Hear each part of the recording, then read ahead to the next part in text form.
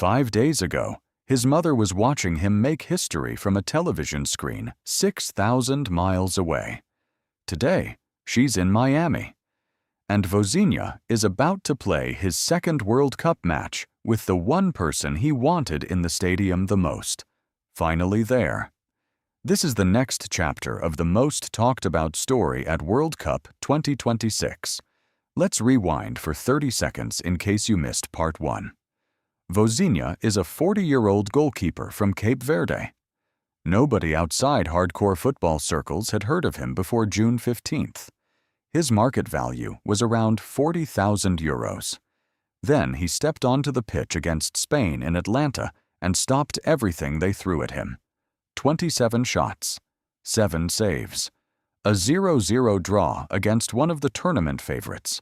His Instagram went from 50,000 followers to nearly 14 million in under 24 hours. But the headline wasn't even the result. It was what he said afterward. He told reporters his mother couldn't be there. Not because she didn't want to come, because she couldn't afford it. In January 2026, the U.S. government introduced a visa bond of up to $15,000 for citizens of several countries, including Cape Verde. For a house cleaner from a small island nation, that number was impossible. So Vozinha's mother, Ana Candida Evora, stayed home. She watched her son make history on a television screen instead of from the stands. Here's where the story takes a turn nobody expected. The clip of Vozinha breaking down in tears, talking about his mother and his late grandparents, spread everywhere. Politicians noticed. U.S. House Minority Leader Hakeem Jeffries personally reached out to the State Department.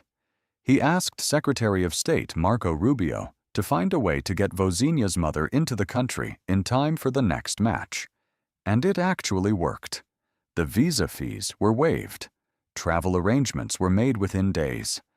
Ana Candida Evora is now in Miami, set to watch her son play in person for the very first time at a World Cup. This sounds like a small story. It isn't. Think about the layers here. A diplomatic intervention, triggered by a single emotional press conference from a goalkeeper most of the world had never heard of 2 weeks ago. A mother who cleans houses for a living, now sitting in a stadium built for billionaires and broadcast deals because her son's tears moved an entire country to act. Now, Cape Verde face Uruguay in Miami. This is a completely different challenge than Spain. Uruguay are a side built on experience and defensive discipline, led by veterans like Ronald Araujo and a midfield engine in Manuel Ugarte and Rodrigo Bentancur. Cape Verde will need Vozinha to be just as sharp, if not sharper, because this time the goal isn't just to survive. They're chasing their first ever World Cup win. And for the first time in this entire tournament, when Vozinha looks up into the stands, his mother will actually be there. You know the type of moment cameras live for. The wide shot, the mother in the crowd, the son turning around mid-match just to find her face.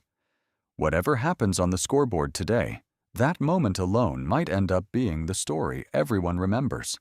So here's where we are. A 40-year-old journeyman who turned professional at 25. A nation playing in its first ever World Cup. A mother who almost missed the biggest moment of her son's life over a visa fee. And a government that, for once, moved fast enough to fix it. Football doesn't usually work like this. Most of the time, the business side wins. The money wins. The bureaucracy wins. This time, for one family, it didn't. Do you think Cape Verde can pull off another result against Uruguay? Or was Spain the lightning that only strikes once? If you want to follow every twist in this story as it happens, subscribe to Football Unlocked. We're staying on this one. See you in the next one.